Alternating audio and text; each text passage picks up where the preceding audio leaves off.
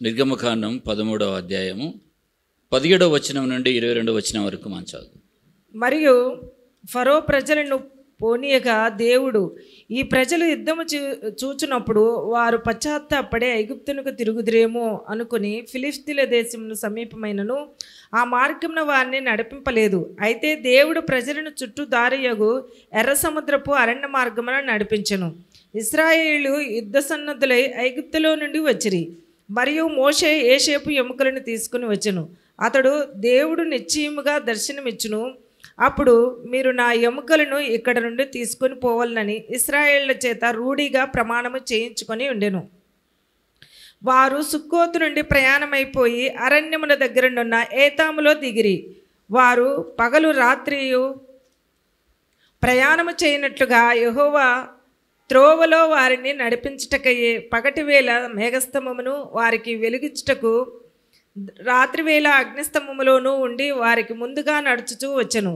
ఆయన పగటివేళ మేఘస్తంభమునైనను రాత్రివేళ అగ్నిస్తంభమైనను ప్రజల ఎదుటి తొలగింపలేదు. చాలు దేవుళ్ళ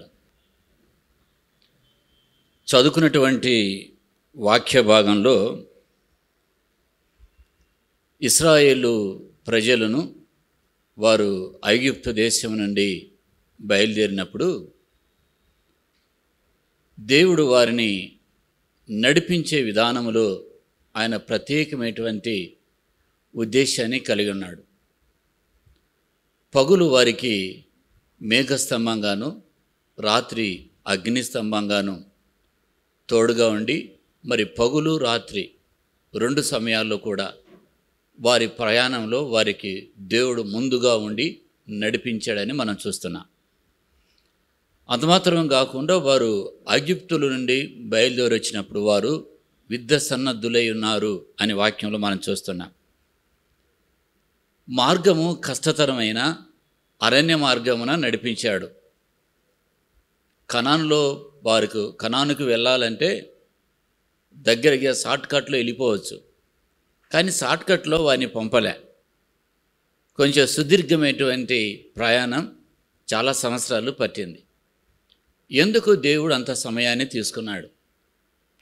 మనందరి జీవితాల్లో ఆశ్చర్యం కలిగించేది ఏంటంటే, ఎందుకు నా కూతురి వివాహ విషయంలో ఆలోచన జరుగుతుంది, ఎందుకు నా ప్రమోషన్ విషయంలో ఆలస్యం అవుతుంది, ఎందుకు నా ఆరోగ్య విషయంలో కుదటపడం లేదు ఆలస్యం అవుతుంది, ఎందుకు నా ప్రమోషన్ విషయంలో ఆలస్యం అవుతుంది, ఎందుకు నేను అనుకున్నటువంటి విషయం ఒక ఇల్లు కట్టుకోవాలనుకుంటున్నాను అది జరగటం లేదు, ఎందుకు ఆలస్యం అవుతుంది?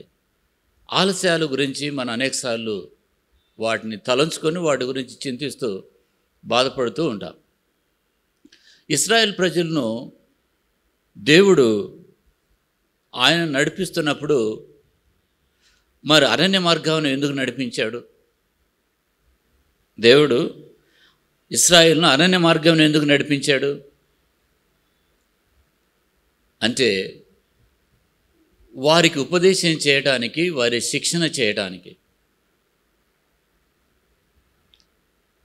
ఆయన ఉపదేశిస్తూ మన శిక్షణ చేస్తూ నడిపిస్తాడు. అది మనకు చాలా అవసరమైంది. సో ఆ సమయంలో ఆయన మనం సిద్ధపరుస్తాడు. సవాళ్ళను ఎదుర్కోవటానికి కావలసినటువంటి శిక్షణ ఇస్తాడు దేవుడు. ఆత్మీయ జీవితంలో, క్రైస్తవ జీవితంలో ఏమవుతుందంటే, నువ్వు పొందుకున్నది ప్రతిదీ కూడా పొందుకున్నది అది విలువైంది, ప్రశస్తమైంది. దాని కొరకు ప్రభు నిన్ను సిద్ధపరుస్తూ ఉంటాడు. అంత మాత్రమే కాకుండా ఆయన పోరాటాలను ఎదుర్కోవటానికి నీకు మంచి శిక్షణ ఇస్తాడు. అందునిమిత్తమే వీరు ఇశ్రాయేలు ప్రజలు వారి యొక్క స్వభావాన్ని దేవుడు ఎరుగును గనక, ఒకవేళ యుద్ధం జరిగితే మరలా వెంటనే ఐగుప్తు దేశానికి వెళ్తారు అని ఎర్ర సముద్రం వైపు అరణ్య మార్గమున నడిపించాడు. ఎందుకు కష్టం వచ్చిందంటే వెళ్దాం, పక్కనే కదా, మన ఐగుప్తు దేశం ఇంతకాలం ఉన్నాం కదా, మనకు తెలిసినటువంటి ప్రాంతమే కదా, కష్టమైతే మళ్ళీ అంటే వెళ్ళిపోదాం అనేటువంటి భావన వారికి కలుగుతుందేమో అని ముందే వారి హృదయాలు నిండిన దేవుడు వారిని అరణ్య మార్గమున నడిపించాడు. సో అరణ్య మార్గమున నడిపించడం కారణం ఏమిటంటే, వారి నేర్చుకోవటానికి శిక్షణ ఇచ్చాడు దేవుడు. అయితే వారికి శిక్షణ ఇచ్చుటలో వారి నడిపించడానికి నాయకులు నియమించాడు. పగలు రాత్రి ఆయన వారికి తోడుగా ఉన్నాడు అని వాక్యంలో మనం చూసాం. దాని ముందు ఒక వాక్య భాగంలో దేవులారా మనం చదువుకున్న భాగంలో మనం చూస్తే 17వ వచనంలో ఉంది, మరి ఫరో ప్రజలను పోనీయగా దేవుడు ఈ ప్రజలు యుద్ధము చూసినప్పుడు వారు పశ్చాత్తాపడి ఐగుప్తుకు తిరుగుదురేమో అనుకొని ఫిలిష్తీయుల దేశము సమీపమైనను ఆ మార్గమున వారిని నడిపింపలేదు. అయితే దేవుడు ప్రజలను చుట్టూ దారియగు ఎర్ర సముద్రపు అరణ్య మార్గమున నడిపించాడు. అంటే అరణ్య మార్గమున నడిపించాడు. ఎప్పుడైతే యుద్ధం జరిగితే మరి తిరిగి వెళ్ళిపోతారేమని అరణ్య మార్గమున నడిపించాడు. సో క్రైస్తవ జీవితంలో కొన్నిసార్లు మన ప్రయాణం అరణ్య మార్గంగా ఉంటుంది, కష్టంగా ఉంటుంది, కష్ట సమయాల్లో ఉంటుంది. అప్పుడు ఆయన సమయాలను గాడ్స్ టైమింగ్ అనేది అర్థం చేసుకోవాలి. మన సమయం ఆయన సమయం. సో గాడ్స్ టైమింగ్ ఎప్పుడూ కూడా ఖచ్చితంగా ఉంటుంది, ఆలస్యం కాదు. దేవుడిని జీవితంలో ఏదైనా ఆలస్యం చేస్తున్నంటే ఆయన సమయం, గాడ్స్ టైం అని నువ్వు అర్థం చేసుకోవాలి. ఏమనుకుంటుంది త్వరగా మన పిల్లలు, మన యవన బిడ్డలు, ప్రత్యేకంగా మన యవన బిడ్డలు గురించి ఏమనుకుంటామంటే వారు చాలా త్వరగా పెరగాలని, మానసిక పరిపక్వత చెందాలని, అన్ని విషయాలు తెలుసుకోవాలని మనం కోరుకుంటాం. అదే కదా మనం కోరుకుంటాం కదా, త్వరగా జరిగిపోవాలని. అంత మాత్రమే కాకుండా ఏంటంటే మనకున్న సమస్య ఈరోజే తీరితే ఎట్లుంటుంది? నీకు ఏ సమస్య ఉందో ఆ సమస్య ఈరోజే తీరిపోయింది అనుకో. ఈరోజు తీరిపోతే ఏం కాదు, నువ్వు చర్చికి రావు, అంతే, ఏం కాదు. నీకున్న సమస్య ఈరోజే తీరిపోయింది అనుకో. అంటే సమస్యలు ఈరోజే తీరిపోవాలి, కార్యాలు వెనువెంట జరిగిపోవాలి. కొన్ని విషయాలు కొంత సమయం పడుతుంది, అంతే. కొన్ని విషయాలకు కొంత సమయం పడుతుంది. నువ్వెంత మొత్తుకున్నా, ఎంత ఏడ్చినా, ఆయన సమయంలో, ఆయన ప్రణాళికలో, ఆయన సమయాన్ని, ఆయన ఉద్దేశాలను నువ్వు అర్థం చేసుకుంటే కలవరపడవు, ధైర్యంగా ఉంటావు, ముందుకెళ్తావు. సో గాడ్స్ టైమింగ్ అనేది చాలా ప్రాముఖ్యమైన విషయం. ఎందుకు ఆలస్యం అవుతుంది అంటే, ఎందుకు ఈ ఆలస్యాలు అని నువ్వు ఆందోళన చెందుతూ ఉన్నట్లయితే దేవుని సమయాన్ని నువ్వు ఏం చేయాలి? అర్థం చేసుకోవాలి. మరి ఆయన సమయం ఎల్లప్పుడూ సరి అయినదే. ఆయన సమయం ఎల్లప్పుడూ సరి అయినదే. ఇందాక చెప్పాను కదా దేవుడారా, ఆలస్యం అవుతుంది అంటే నీలో సహనం పెరగాలి. అంతేగాని దేవుడు ఆ పని చేయకుండా ఆగిపోయాడని కాదు. మన మందిరం కట్టడానికి ఆలస్యమైంది. ఒక విషయం చెప్తాను దేవుడా, కర్నూలులో మందిరం స్టార్ట్ చేసినప్పుడు నా దగ్గర ఒక చిల్లి గవ్వలేదు. మెహదీపట్నంలో నిలబడి ఉన్నాను. ఆ మందిరం కట్టే బాధ్యత దేవుడు నాలో ఆ భారాన్ని పెట్టాడు. మనుషుల దగ్గరికి వెళ్ళి నాకు సాయం చేయని అడిగే స్వభావం నాకు లేదు. మీరు ఇంత డొనేషన్ చేస్తారని ఎవరి దగ్గర పోయి అడిగేటువంటి ఆ పరిస్థితి కూడా నాకు ఉండదు. నేను అడగను. అలాంటి విషయాలు మనం, లేకపోతే అలాంటి పరిస్థితులు దాన్ని వెళ్ళను, వాటిని పాటించను కూడా.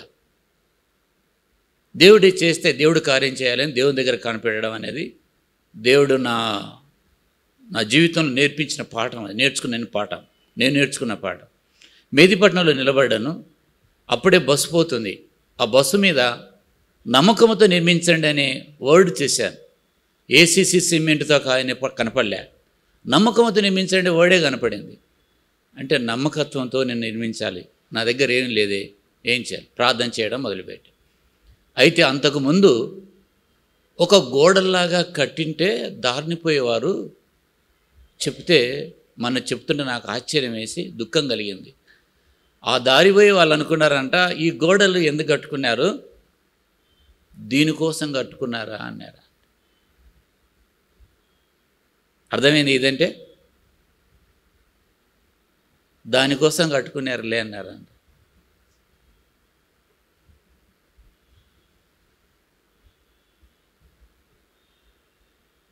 కొంతమంది అన్నారంట వాళ్ళ బ్రతుకులు ఎప్పుడు కట్టాలది అని కొంతమంది అన్నారంట. కొంతమంది ఏం నేరం మోపారంటే అమెరికా దేశం వాళ్ళు డబ్బులు పంపుతున్నారు తిని మోసగాళ్ళని తిట్టారు. అవేవి కాదు, ఏ అమెరికా దేశం పంపలేదు. ఈ మధ్య మన పిల్లలు వాళ్ళు అమెరికా వెళ్ళారు, కానీ ఇంతకుముందు వాళ్ళు ఎక్కడ చిన్న పిల్లలు చదువుకుంటున్నారు. దేనికోసం కట్టుకున్నారు వాళ్ళు అని ఎగతాళి చేశాడంట ఒక ఆయన పోతూ. ఆయన ఏమయ్యాడు చెప్పాడు, పలానా వ్యక్తి ఈ దారిన పోతూ పలానా ఊరి వ్యక్తి ఇక్కడే నిలబడి ఈ మందిరాన్ని గురించి ఈ మాట అన్నాడు. వాళ్ళు దానికోసం కట్టుకున్నారని. మందిరాన్ని దేనికోసం కట్టుకుని ఒక మరుగుదొడ్డి కోసం కట్టుకున్నారంటూ మాట్లాడాడు. దేవుని బిడ్డలారా, అందరూ అన్న మాటలు అన్నారు. ఈ మాటలని ఎవరు విన్నారు? దేవుడు విన్నారు. ఆయన సమయం వచ్చింది, మందిరం కంప్లీట్ అయింది. ఈరోజు మీరు వీడియోలో చూస్తున్నారా మందిరం?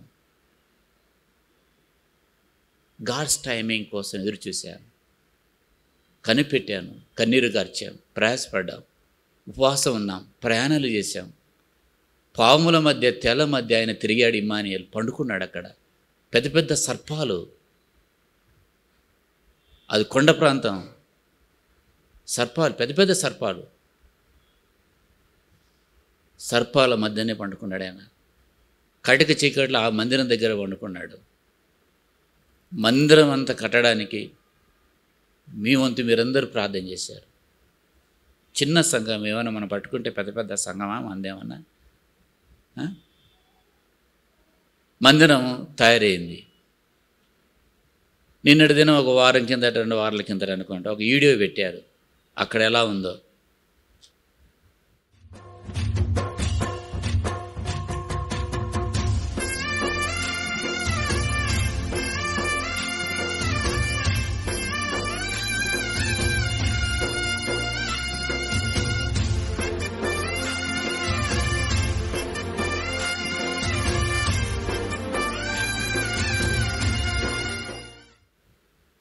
బ్యూటిఫుల్గా ఉంది. ఏమైనా హల్లెలూయా. God's time.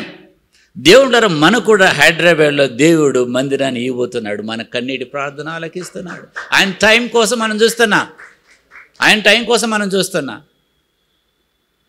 అనిపించవచ్చు పాస్టర్ గారు ఏం చేయలేదే అని. శరీరతత్వంతో ప్రయత్నం చేస్తే కాదు దేవుళ్ళ. కొంతమంది శరీరతత్వంతో ఆలోచన చేస్తుంటారు. శరీరతత్వంతో ఏది పనికి రాదు. మన ఆసక్తి ఎలా ఉంటాడో దైవ జ్ఞానాన్ని ఆధారం చేసుకొని ఉండాలి. సో నీ జీవితంలో కూడా వివాహం ఆలస్యం అవుతుంది, ఆయన టైమింగ్ కోసం చూడు. ఉద్యోగం ఏదైనా కావచ్చు, పరిచర్య, సంఘం త్వరగా అభివృద్ధి చెందాలని ఆశ నాకు కాపరిగా ఉంటుంది. ఇంతమంది అయినా ప్రభా మోకాళ్ళు అరిగిపోయేంత వరకు ప్రార్థన చేస్తే ఇంతమంది అంటే ఆన్ టైం ఉంటుంది. గాడ్స్ టైమింగ్ కొరకు. కనుక ఇశ్రాయేలు ప్రజలు దేవుడుకు ఆలస్యం చేయడానికి, వారి ప్రయాణం ఆలస్యం అవుతున్నాడు. కారణం ఏమిటంటే వారికి శిక్షణ ఇవ్వటానికి, వారికి తర్ఫీదు ఇవ్వటానికి, దేవుని యొక్క పర్యవేక్షణలో వారు నడవటానికి, వారి కాపుదలు ఇవ్వటానికి దేవుడు ఆ రీతిగా నడిపించాడు దేవుడా. కనుక దేవుని సమయం, ఆయన టైం అనేది మనం బాగా అర్థం చేసుకోవాలి. ఆలస్యం అయ్యే కొద్దీ నీలో ఆందోళన, నిరాశ కాకూడదు. ఆలస్యం అవుతున్నప్పుడు నీలో సహనం ఉండాలి, ప్రార్థన ఉండాలి. ఎందుకు ఆలస్యం అవుతుంది? ఆలస్యం అవుతుంటే దేవుడు నన్ను పట్టించుకోలేదు, దేవుడు నన్ను పట్టించుకోలేని ఇచ్చిపెట్టాడు, దేవుడు అయిపోయింది నా పని. దానికి కన్క్లూజన్కి రావాకు. ఆయన టైం ఉంది. నేను హెచ్చించి, నేను దీవించడానికి, నేను ఆశీర్వదించడానికి, అనేక జనములు ఎదుట నీ సాక్షిగా నిలబెట్టడానికి, నీ ద్వారా గొప్ప కార్యాలు చేయడానికి ఒక సమయం ఆయన ఇచ్చాడు, నియమించాడు. ఆ సమయంలో దేవుడు నిలబెడతాడు. పౌలు దేవుని బిడ్డలారా, పౌలు దమస్కు మార్గమున ప్రభు దర్శనం పొందిన పిమ్మట ఆయన దాదాపు 14 సంవత్సరాల వరకు వేచి ఉన్నాడు. ఆ తర్వాత స్టార్ట్ అయింది ఆయన జీవితంలో పరిచర్య. యాకోబు ఏదో పాపం ఇష్టమైన అమ్మాయిని పెళ్లి చేసుకోవాలనుకున్నాడు. ఒక్కొక్కరికి ఒక ఆలోచన, ఆకర్షణలు ఉంటాయి. యవన బిడ్డలకు ఆకర్షణలు తప్పేం కాదు, కానీ సరైనటువంటి విధానంలో అడుగులు వేయాలి. అంటే అట్టే అది ఆకర్షణ ఉండొచ్చునా అని అనుకోకండి. చిన్నదైనా పట్టుకుంటారు మీరు. అది స్వభావం, శరీరం. అది లేకపోతే నువ్వు ఇనుప శరీరం అని అర్థం. అది ఉంటుంది. అయితే దైవ చిత్తానుసారంగా ఉండాలి. దైవ చిత్తానుసారంగా ఉండాలి. యాకోబు వివాహ విషయంలో 20 సంవత్సరాలు. యోసేపు తన కష్టాలన్నీ పోవటానికి ఎన్ని సంవత్సరాలు పట్టింది? 13. యోసేపు కన్నా నాకు ఎక్కువే. నేను 20 సంవత్సరాలు కష్టపడుతున్నాను. నాకు ఇంకా జరగలేని వాళ్ళు కొంతమంది మీలో ఉంటారు. 20 సంవత్సరాలన్నా 20 సంవత్సరాలు కన్నీరు దేవుడు చూస్తున్నాడు. ఈ బాధ అంతా చూస్తున్నాడు 20 సంవత్సరాలు. నిన్న ఒక వారం కిందట ప్రేమ్ మాతో మాట్లాడుతూ, డాడీ మనం ఏదో సంపాదించుకున్నాం అని ప్రజల యొక్క దృష్టిలో, మనసులో దృష్టిలో ఉండొచ్చు, కానీ మన లివింగ్ కండిషన్ అంతే డాడీ. ఏమైనా యాసెట్స్ ఉన్నాయా, ఆస్తులు ఉన్నాయా, సొంత ఇల్లు కొనుక్కున్నావా, బంగారం ఉందా, బ్యాంక్ బ్యాలెన్స్ లక్షల్లో ఉందా, ఏ నెలకు ఆ నెలకు నువ్వు రెంట్ చెల్లిస్తావు, విశ్వాసంతో నడుస్తావు. ఉండే కారు అది లోన్ తీసుకున్నటువంటి కారు, ఎవరే లోన్ ఇచ్చారో వాళ్ళది కారు. ఏమీ లేదు కదా, అదే లైఫ్లో నువ్వు నడుస్తున్నావు. ఏముంది, నీకు వచ్చిన అంతో ఇంతో ఉంటే పరిచయ ఖర్చు పెడతావు, ముందుకు వెళ్తావు. అదే నీ విశ్వాసం, అది మేము చూసాం అన్నాడు.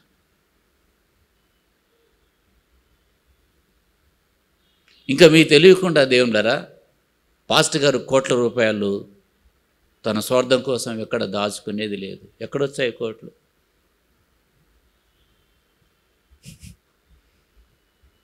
లెక్క పెట్టండి, మనుషులు ఎంతమంది ఉన్నారు. దీని రెంటు లెక్క పెట్టండి, దీని రెంటు లెక్క పెట్టండి, మనుషులను లెక్క పెట్టండి. ఈ పాస్టర్ గారు ముందుకు నడవాలంటే ఈయన పోషణ కూడా లెక్క పెట్టండి. అప్పుడు మీకు పాస్టర్ గారి గురించి ఉంది, మీరు భారం ఉంది, కనికరం ఉంది, త్యాగం ఉంది, మిమ్మల్ని కాదనటం లేదు. అయితే మందిరం కడుతున్న విషయంలో మీలో పాస్టర్ గారు మీరు మందిరం కట్టు నన్ను అన్నప్పుడు మీతో ఒక మాట అంటాను, మీరు చేయగలరా? నాకున్నవన్నీ అమ్మి ఇక్కడ పెడతాను, మీకున్నవన్నీ అమ్మి ఇక్కడ పెట్టగలరా? మీరు చేయలేరు, నాకు తెలుసు ఆ విషయం. మీరు వచ్చి నన్ను అడుగుతారు, ఎప్పుడు కడతావు మందిరం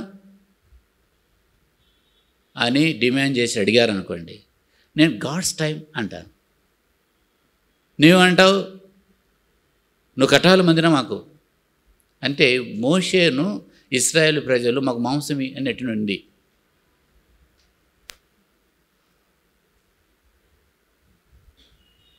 మన పిల్లలకు దేవులారా మనం అదే పాఠాన్ని నేర్పాను. ఇక్కడ కూర్చొని మన యవ్వన బిడ్డలందరూ దీవించబడ్డారు. ప్రవచనం చెప్పాడు, దేవుడు నెరవేర్చాడు. ప్రతి యవ్వన బిడ్డ దీవించబడుతూ వచ్చారు. అది నేను కళ్ళారో చూస్తూ ఉన్నా. పరిచయలు వాడబడుతున్నారు. ఎక్కడో దత్తత తెచ్చుకోలే, మనం అడాప్ట్ చేసుకోలే, పలానా సంఘంలో అడాప్ట్ చేసుకోలే. మన పిల్లలు ఈ సంఘంలో పెరిగారు, ఇక్కడే వారు ప్రయోజకులు అయ్యారు, ఇక్కడే వారు పరిచయలో వాడబడుతున్నారు. ఆ సంఘంలో నుండి ఈ సంఘంలో నుండి ఈ సంఘంలో నుండి అరువు తెచ్చుకోలే. ఇక్కడే మంద పెరిగింది, ఇక్కడే చిన్న మంద నమ్మకంగా ముందుకు నడిచారు. వాళ్ళు చూస్తున్నారు, చిన్నపిల్లలుగా ఉన్న చూశారు, పెద్దవారయ్యారు. నేను చిన్నప్పుడు చూస్తే చిన్న పిల్లలుగా చూశాను, ఇప్పుడు పెద్దవారయ్యారు. వారు చదువుతున్నారు, చదువులు కొంతమంది చదువులు ముగించి ఉద్యోగాలు జాయిన్ అయ్యారు, కొంతమంది ఇంకా చదువుతున్నారు. దీని ఎంతటి ఒక గొడుగు కింద ఉన్నాను దేవులారా, ప్రార్థన అనే గొడుగు కింద మనం ఉంచున్నాం, మనం దీవించబడుతున్నాం. హల్లెలూయా. ఈ చిన్న సంఘం మీద, ఈ చిన్న సంఘం ఏం చేస్తుందంటే దేవులారా, అనేక మంది వ్యక్తుల దగ్గరికి వెళ్ళి ప్రార్థన చేసి వారు బాగుపడుతున్నారు. మనం అనుకుంటారు ఆ యొక్క స్క్రీన్ మీద పడగానే ఎంత పెద్ద మినిస్ట్రీ అయినది,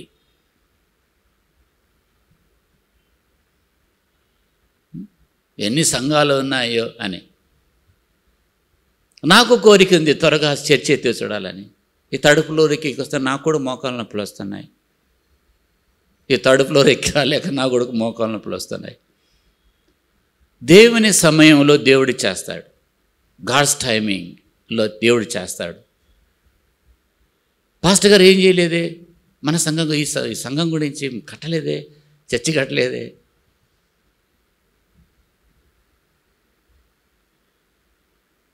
ఆయన సమయంలో అవుతుంది దేవుని బిడ్డలారా.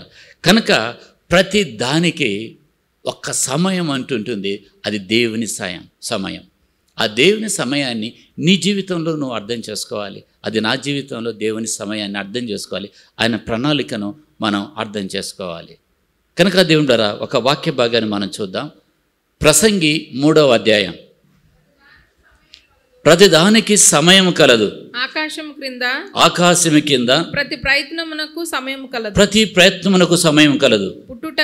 పుట్టుటకు చచ్చుటకు నాటుటకు నాటబడిన దాని పెరికివేయుటకు చంపుటకు బాగు చేయుటకు పడగొట్టుటకు కట్టుటకు ఏడ్చుటకు నవ్వుటకు దుఃఖించుటకు నాట్యమాడుటకు రాళ్లను పారువేయుటకు రాళ్లను కుప్పగా వేయుటకు కౌలించుటకు మానుటకు పోగొట్టుకొనుటకు దాచుకొనుటకు పారువేయుటకు చింపుటకు కుట్టుటకు మౌనముగా ఉండుటకు మాట్లాడుటకు ప్రేమించుటకు ద్వేషించుటకు యుద్ధము చేయుటకు సమాధాన పట్టుటకు. దేవుడారా, ప్రధాని సమయం చూసే వాక్యంలో ఇరచడానికి సమయం, దానికి సమయం, నవ్వటానికి ప్రధానికి సమయం ఉందంట. ప్రసంగి బాగానే చెప్పాడు, ప్రతి ప్రయత్నానికి సమయం ఉంది. ఈరోజు నువ్వు ఆశించినది రాలేదు, నిరాశ చెందా, గాడ్స్ టైమింగ్లు ఇస్తాడు దేవుడు.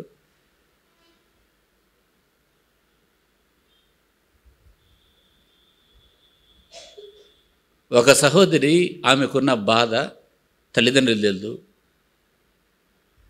తన తోబుట్టులకు తెలుదు, ఆ బాధ ఆమెలో ఉంది. డాక్టర్లు చూసి నువ్వు ఎక్కువ కాలం బ్రతకవు, నువ్వు బ్రతికే ఛాన్స్ 15%, ఎలా బ్రతుకుతున్నావు అని. ఇంటిలో నుండి ఆమె బయటకు వస్తేనంట, ఆమె మైండ్ ఆబ్సెంట్ అయ్యి ఎక్కడుంటావో తెల్లంట. వెంటనే దేవుని వేడుకున్నప్పుడు వెంటనే గుర్తుకొస్తాను, పలానా చోట ఉండవు, నువ్వు వెళ్ళు అని. నాకు ఆశ్చర్యం అనిపించింది. ఆ సహోదరికి ప్రార్థన చేస్తున్నప్పుడు ఆమె నన్ను చూసి ఒక దేవుడు ఒక ఇన్స్పిరేషన్ ఇచ్చాడు. అంటే ఈ విషయాలు నాకు ముందుకు తెలియదు, నేను ఆమె గురించి చెప్పిన తర్వాత చెప్పింది. ఏమి ప్రేరణ కలిగజేశాడంటే, ఆమెలో ఒక రోగం ఉంది, ఒక బలహీనత ఉంది. ఆ బలహీనత పెరగకుండా అటువైపు కాకుండా ఎక్కడ ఉండాలనో అక్కడే అద్దు నియమించాను అన్నాడు. ప్రభు తీయచ్చు కదా, మనకు తెలియదు. స్వస్థపరచవచ్చుదా, మనకు తెలియదు. ఆ సిస్టర్తో అన్నాడు, అమ్మ నీకు మంచులో ఉంది. అప్పుడు కూడా ఆమె కూడా సాక్ష్యం, నీకు ఒకటి ఉంది దేవుడు చెప్తున్నాడు, అది ఎక్కడ కదా దేవుడు దానికి అక్కడే నియమించాడు, నీకేం ప్రమాదం కలగదు ఆ బలహీనత అని.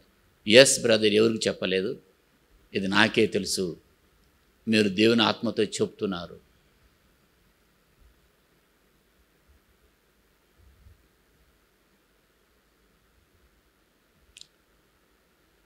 నా జీవితంలో ఎందుకు ఇలా జరగవు అని ఆమె ప్రశ్నిస్తే, దేవునికి సమయం ఉంటుందమ్మా, ఆయన సమయంలో చేస్తాడు. కొడుకు కోసం అబ్రహాము ఎన్ని సంవత్సరాలు కనిపెట్టాడు దేవుని సమయం కొరకు? ఎన్ని సంవత్సరాలు?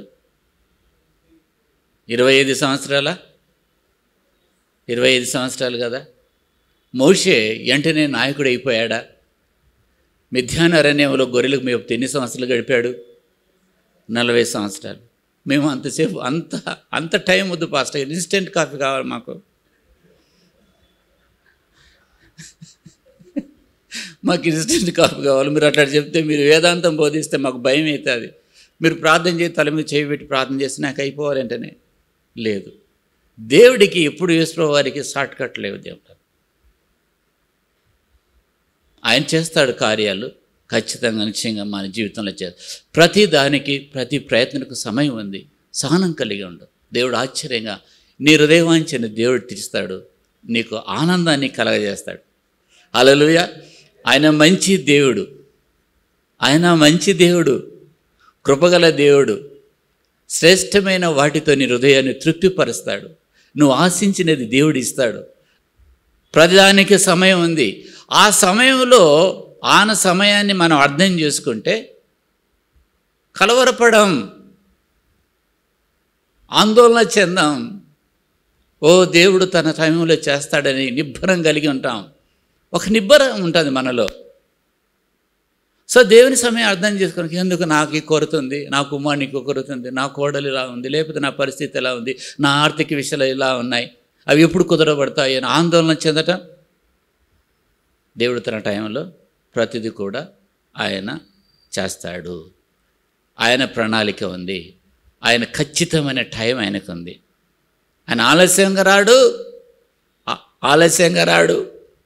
ఖచ్చితమైన టైం, గాడ్స్ టైమింగ్ అనేది మనం అర్థం చేసుకోవాలి. కొన్నిసార్లు బస్సు నీకు ఆలస్యం అవుతుంది, సనుక్కుంటావు. నువ్వు వెళ్ళగానే బస్సు రాగానే చిరునవ్వు కలుగుతుంది. అట్లా వెళ్ళగానే నా కోసం ఆటో వచ్చింది, దేవుడు పంపించాడు, నా కోసం బస్సు పంపించాడు, దేవానికి స్తోత్రం. బస్సు రాలి అర్ధగంట ఎందుకు వర్షం వచ్చింది, ఎందుకో ఈరోజు. అప్పుడు మనకు దొరికినది ఎవరు? మనకు దొరికినది ఎవరు? చెప్పండి, మీరే చెప్పండి. ఎవరు దొరికినది ఎవరు మనకు? ఎవరి మీద నింద మోపుతాం?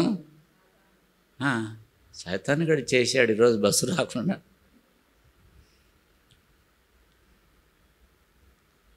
రైట్. దానియేలు గ్రంథంలో దానియేలు ఆయన 21 రోజు ఉపవాసం ఉండి ప్రార్థన చేస్తున్నాడు. జవాబు కోసం కనిపెట్టుకుని ఉన్నాడు. ఎన్ని రోజులు? 21 రోజు. చూడండి, దానియేలు గ్రంథం 3వ అధ్యాయం 3వ వచనం. 3 వారములు గడుచు వరకు 3 వారములు గడుచు వరకు నేను సంతోషముగా భోజనము చేయలేక ఉంటిని. సంతోషంగా భోజనం చేయలేదంటే 3 వారాలు. మాంసము గాని ద్రాక్షారసము గాని నా నోట్లోనికి రాలేదు. ఏం రాలేదంటే దేవుళ్ళరా? మాంసం కానీ ద్రాక్షరసం కానీ. ఆదివారం రోజు ఎంకిరకపోతే మనం ఎట్లుంటుంది? ఈరోజు ఆదివారం లాగా లేదు అనిపించింది.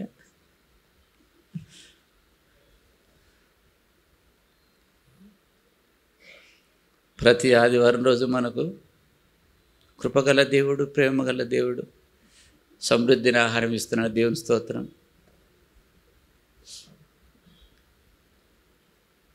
ఆదివారం రోజున ఆ మసాలా వాసన కొంచెం మంచి గుమగుమలాడకపోతే అది ఆదివారమే కాదు.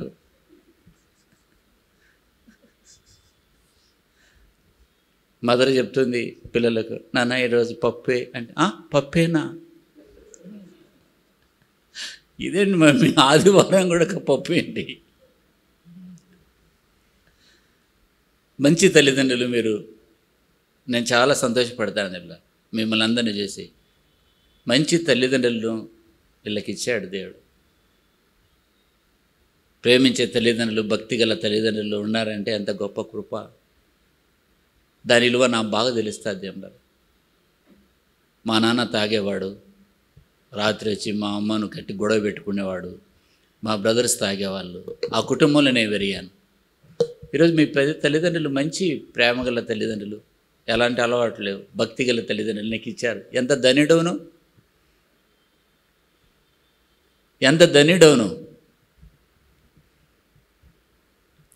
దానియేలు 3 వారాలు తనకున్న నిష్ఠతో ఉండడం. భక్తి ఒక నిష్ఠతో ఉండాలి. ఉపవాసం ఉండవా? అది ఆరాధనతో సమానంగా ఎంచు. ఒక నిష్ఠ. 3 వారాలు ఉపవాసం ఉన్నాడు. ద్రాక్షరసం లేదు నోట, ద్రాక్షరసం లేదు, మాంసం తినలేదు, సంతోషంగా లేడు. ప్రార్థన చేశాడంట దేవుని సన్నిధిలో. చదవండి. భోజనం చేయలేకుంటేని, మాంసము తినకుంటేని, ద్రాక్షరసం కానీ నా నోటిలోనికి రాలేదు. స్నానాభిషేకములను చేసుకొనలేదు. అంటే దేవుని సన్నిధిలో అంత పట్టుదలతో 3 వారాలు దేవుని సన్నిధిలో కనిపెట్టాడు. 21 రోజు. కానీ సమాధానం రాలే, జవాబు రాలే. ఈయన యొక్క సంశయాన్ని, ఈయన అనుకున్నటువంటి ఆలోచన సందేహాన్ని తీర్చడానికి మరలా దేవుడే నువ్వు ప్రార్థన చేశావు, ఎప్పుడో నేను పంపించాను, నేను వచ్చాను, కానీ ఆ పారసీక రాజు ఉన్నాడే అడ్డుపడ్డాడు. పారసీక రాజు ఎవరు? ఆ దురాత్మ, ఆ దేశ దురాత్మ వచ్చి మికాలి సహాయం చేశాడని చెప్తున్నాడు. ఆ వచ్చిన మనకు ఆ విషయం అర్థం కావాలంటే 13 వచనం చదువుదాం. 10-13. పారసీకుల రాజ్యాధిపతి 21 దినములు నన్ను ఎదిరించెను. 21 దినములు ముందే వచ్చింది ఆన్సరు. 21 దినాలు 21 డేస్ పారసీక రాజు ఎదిరించాడు. ఎవరు అంటే ఆ యొక్క ఆకాశ మండలం ఉన్నటువంటి దురాత్మ సమూహం. ఆ దురాత్మ మెసెంజర్ ఎవరు మెసెంజరు? Gabriel messenger. ఏం చేయాలి? ఆయన మెసేజ్ చేయాలి. ఆయన వస్తుంటే అడ్డుపడ్డాడంట. ఆయన యుద్ధం చేయడు, పాపం ఆయన మెసేజ్ ఇస్తాడు. ఆయన వెనక్కి వెళ్ళాడు. ఆయన మెసేజ్ ఇచ్చే పనే, పలానా వారి దగ్గరికి వెళ్ళు, పలావారి దగ్గరికి వెళ్ళి విషయం చెప్పు అంటే ఆయన వెళ్తాడు, అంతే. అయితే ఈయన వెళ్తే ఏంటి వెనుక వచ్చావంటే మిఖాయిల్ వచ్చాడు. నేను వెళ్తున్న పని నేను చూసుకుంటా కథ. మిఖాయిల్ వచ్చాడు. ఈ మిఖాయిల్ ఏంటంటే ఈయన డైరెక్ట్ అటాక్. ఎవరు అడ్డున్నారో వారి మీద యుద్ధం చేస్తాడు ఈయన. చూడండి, చదువుదాం 13 వచ్చిన. ఇంకా పారసీకుల రాజుల సముఖమున నేను నిలుచుండగా ప్రధానాధిపతులలోను మిఖాయేలును ఒకడు నాకు సహాయం చేయవచ్చును. మిఖాయేలును ఒకడు నాకు సహాయం చేయొచ్చు వచ్చాను. అంటే కనుక దేవుళ్ళని వచ్చిన మనం చూసినప్పుడు దానియేలు దేవుని దగ్గర నుండి ఆ జవాబు పొందుకోవడానికి ఉపవాసం ఉండి ప్రార్థన చేస్తున్నప్పుడు ముందుగానే జవాబు వచ్చింది, కానీ ఆలస్యమైంది. ఎందుకంటే అక్కడ అడ్డుగా నిలిచాడు. తర్వాత నీ ప్రార్థన వినబడింది అని చెప్పాడు. అంటే దేవుడు మనం చేసే ప్రయత్నాలు, మన పనులన్నిటి విషయంలో ఆయన ఆలోచన కలిగి ఉన్నాడు. ఆయన టైమింగ్లో చేస్తాడు. నీ కుటుంబంలో, నీ జీవితంలో, నా జీవితంలో, పరిచర్యలో, సంఘములో. ఒక వ్యక్తి అంట ఒక దేశం మీద వెళ్తూ ఆ దేశానికి వెళ్ళాడంట. పోతే ఆ చర్చి గోడలు లేచాయంట.